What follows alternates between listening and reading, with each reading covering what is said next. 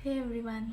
मैंने आज बहुत दिनों के बाद सोच रही हूँ कि वीडियो डाल दूँ और मैं बता दूँ कि क्या चल रहा है। मैंने लास्ट शॉर्ट्स जो डाले हैं और वीडियोस जो डाले हैं उसमें मैंने बताया था कि मैं आरआरबी पीओ के लिए पढ़ रही हूँ। फिर मैंने मेंस में कितना अटैम्प्ट था उसके बारे में भी कोई वीडियो नहीं बनाया क्योंकि मुझे लगा कि इतना बताने लायक कुछ था नहीं उसमें। लेकिन मेरा वो निकल गया, इंटरव्यू के लिए मैं सिलेक्ट हो गई और ये मेरा फर्स्ट इंटरव्यू था बैंक में।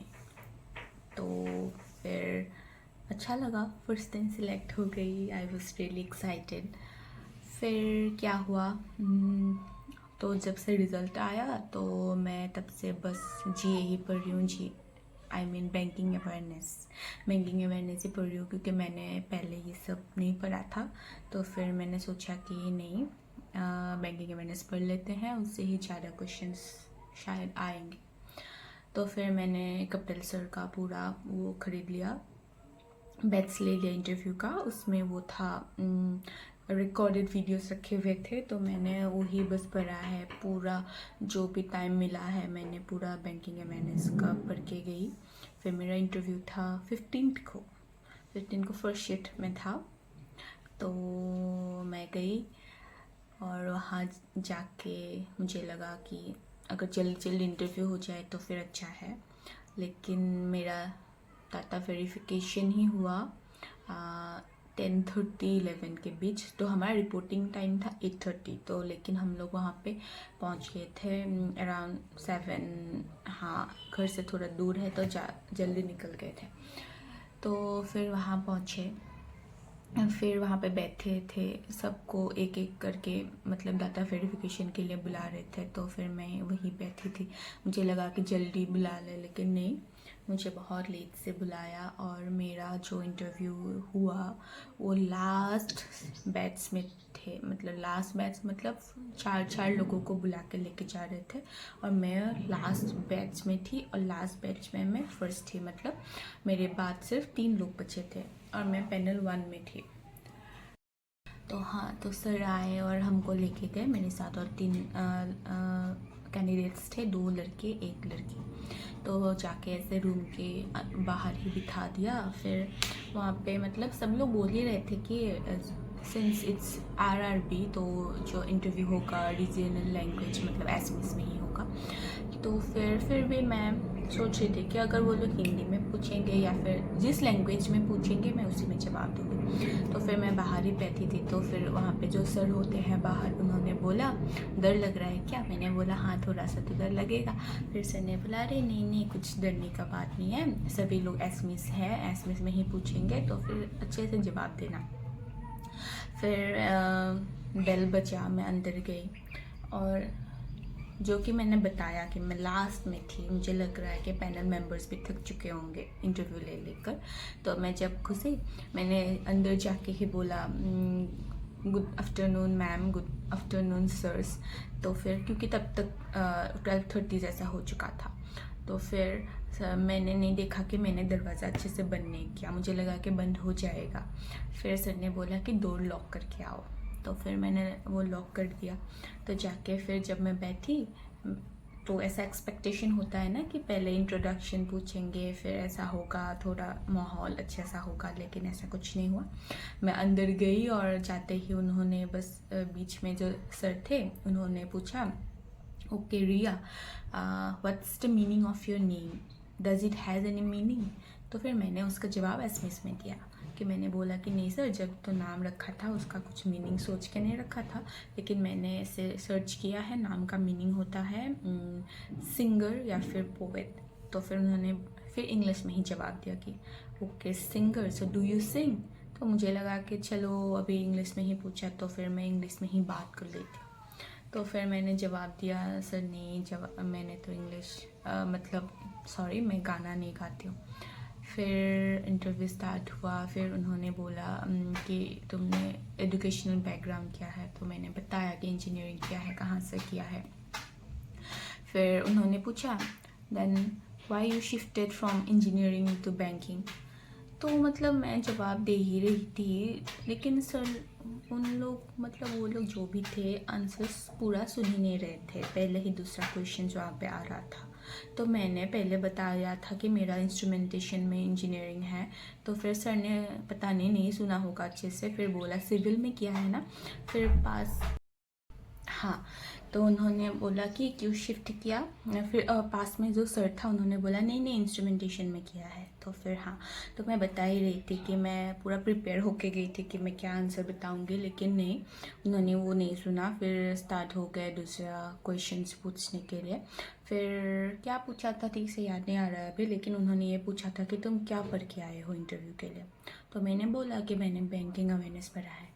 फिर वो लोग बोल रहे हैं ये सभी लोग बैंकिंग अवेयरनेस ही क्या क्यों पढ़ते हैं, यहाँ पे कुछ लिखा है क्या। तो फिर हाँ, हमारा तो मतलब होता है कोर्स में कि बैंकिंग अवेयरनेस एंड जीए चाहिए, लेकिन मैंने ऐसा कुछ बोला नहीं, मैंने बस स्माइल किया। फिर पूछा कि हाँ तो तुमने कोचिंग लिया है कुछ। तो मुझे पता नहीं वो लोग क्या पूछना चाह रहे थे कि इंटरव्यू के लिए कोचिंग लिया है फिर क्या। तो मैंने बोला कि नहीं, मैंने मतलब पहले जब तैयारी शुरू किया था तब मैंने ऑफलाइन कोचिंग लिया था, तब फिर मैं अभी उसमें सिर्फ बेसिक्स सीखा और उसके बाद मैं सिर्फ ऑनलाइन ही पढ़ रही हूँ। तो फिर उन्होंने पूछा कि तो क्या सीखा तुमने। तो मैंने बोला कि मैंने बैंकिंग टर्म्स ऐसे सीखा क्या क्या होता है। तो क्या क्या सीखा, तो मैं जो अच्छे से पढ़ के गई थी, types of loans, types of accounts, फिर एनपीए। मैं सोच रही थी कि एनपीए के बारे में पूछे, मैं पूरा पढ़ के गई थी, लेकिन नहीं। तो फिर उन्होंने बोला कि हाँ बताओ कि किस टाइप का लोन होता है। तो मैंने बताया कि 2 टाइप होता है, fund based and non fund based, और क्या क्या है उसमें वो बताया। फिर मैंने कैश क्रेडिट बताया था, लेकिन पता नहीं उन्होंने क्या सुना। फिर उन्होंने एक ही मेंबर जो बीच में है वही पूछ रहे थे कि वो बोल रहे थे कि क्रेडिट कार्ड के बारे में पूछा। तो क्रेडिट कार्ड के बारे में पूछने ही वाले थे कि फिर पास में जो सर बैठे थे उन्होंने बोला कि नहीं उसने बोला है कैश क्रेडिट, लेकिन नहीं, बीच वाले सर ने बोला कि नहीं तुम केसीसी के बारे में जानते हो। मैंने बोला हाँ, तो क्या होता है ये। तो फिर मैं बताया। फिर वो मुझे ऐसे पूछ रहे कि जो तुमने बोला है कि टर्म लोन होता है, तो ये केसीसी टर्म लोन है या फिर क्या है। तो मैं थोड़ा नर्वस हो चुकी थी, तो मैंने पहले बताया हाँ है, टर्म लोन है। फिर बोला कि टर्म लोन है तो तुमको पता है टर्म लोन का डेफिनेशन क्या है। तो मैंने फिर डेफिनेशन बताया। फिर बोला फिर इसमें तो वो नहीं होता है, मंथली ईएमआई नहीं होता है, तो फिर क्या ये होता है टर्म लोन। तो फिर बार बार ऐसे पूछे, तो फिर मैं नर्वस हो गई। तो फिर मैंने एक बार बोल दिया कि नहीं होता है। फिर सर फिर से पूछ रहे हैं तो टर्म लोन नहीं होता है तो फिर उन लोगों को कैसे पैसा कैसे देना होता है, फिर येस और नो में जवाब दो, ऐसे बोल रहे थे। फिर मैंने सोचा, मैंने फिर बोला कि नहीं ये तो टर्म लोन ही होगा, क्योंकि 6 मंथ मतलब एग्रीकल्चर में मैंने बता रही थी मैं कि एग्रीकल्चर में ऐसा नहीं होता है, मंथली नहीं होता है। तो उन लोगों को होता है कि जब भी हार्वेस्ट हो जाए उसके बाद पैसा देना होता है। तो फिर सर ऐसे पूछ रहे थे कि ते थोड़ा क्रॉस क्वेश्चन कर रहे थे और अच्छे से आंसर भी नहीं देने दे रहे थे। तो फिर मैं थोड़ा नर्वस हो गई। तो फिर मैंने इसीलिए बोल दिया कि नहीं सर, पहले मैंने ऐसे गलत बोल दिया था, ये टर्म लोन ही है, लेकिन उन लोगों को मतलब थोड़ा हार्वेस्ट के बाद ही पैसा देना होता है। फिर बोला जो इरिगेशन में पैसा देते हैं तो उसका टाइम लिमिट क्या होता है, कब उनको लौटाना होता है। तो फिर मुझे ये नहीं पता था इरिगेशन का क्या है। तो फिर वो पूछ रहे थे कि 1 साल में हाफ ईयरली मंथली क्या होता है। तो फिर मैंने बोला कि ये मुझे नहीं पता। फिर उन्होंने दूसरे मेंबर को पास किया। फिर उन्होंने बोला कि तुमको पता है डिमांड डिपॉजिट क्या होता है। तो फिर मैं वहाँ पे फिर से मैं ब्लंडर कर दिया, मैंने बोला कि एफडी एंड आरडी होता है, लेकिन सर वो अच्छे वाले सर थे। फिर उन्होंने बोला कि डिमांड डिपॉजिट ऐसे बोला, तब मुझे oh sorry sir it's current account and saving account ऐसे बोला। फिर पूछा फिर कासा क्या होता है, मैंने बोला कि वही होता है current account and saving account. फिर उन्होंने बोला कि कौन सा हमारे लिए बैंक के लिए ज़्यादा प्रॉफिट होता है, करेंट अकाउंट वाला मतलब डिमांड डिपॉजिट या फिर टर्म डिपॉजिट। तो फिर मैंने बताया दोनों पर्सपेक्टिव के कौन सा क्या होता है। फिर मुझे लगता है वो लोग उस आंसर से सेटिस्फाइड हुए हैं। फिर उन्होंने एक मैंने बोला था कि मतलब जो लो इनकम लोग हैं उनको तो मतलब ये डिमांड डिपॉजिट ही देना होता है, सेविंग अकाउंट देना होता है।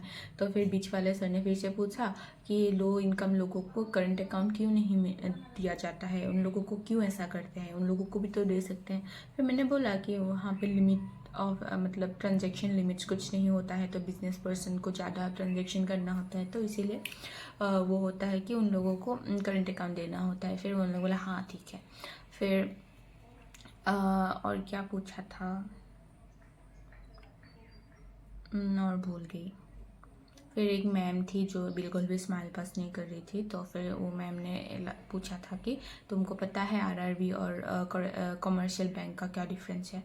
तो फिर तो वो मैंने बताया था कि आरआरबी वो होता है रूरल एरिया के डेवलपमेंट के लिए काम करता है, commercial bank as a whole सबके लिए मतलब काम करता है। उनका कुछ स्पेसिफिक ये नहीं है कि रूरल डेवलपमेंट के लिए ही, या फिर ऐसा स्पेसिफिक सेक्शन नहीं है, मतलब सबके लिए इक्वली काम करते हैं। लेकिन मैम सेटिस्फाइड नहीं लग रही थी उस आंसर से, तो फिर मैंने फिर से बोला कि कमर्शियल बैंक प्रॉफिट मेकिंग होता है उन लोगों को, मतलब वो होता ऐसे बोलते ही मैम ने बोला कि आरआरबी को प्रॉफिट नहीं चाहिए। फिर मैंने बोला चाहिए, लेकिन वो लोग मतलब फिर मैंने पीएसएल के बारे में बोल रही थी कि उनको 75% मेंटेन करना होता है। फिर भी उन लोगों ने ख़त्म होने ही नहीं दिया। फिर तो बोला कि हाँ ठीक है चलो ख़त्म करते हैं इंटरव्यू। हाँ, तो मुझे अभी यही याद आ रहा है, और कुछ तो पूछा था अभी याद नहीं आ रहा है मुझे।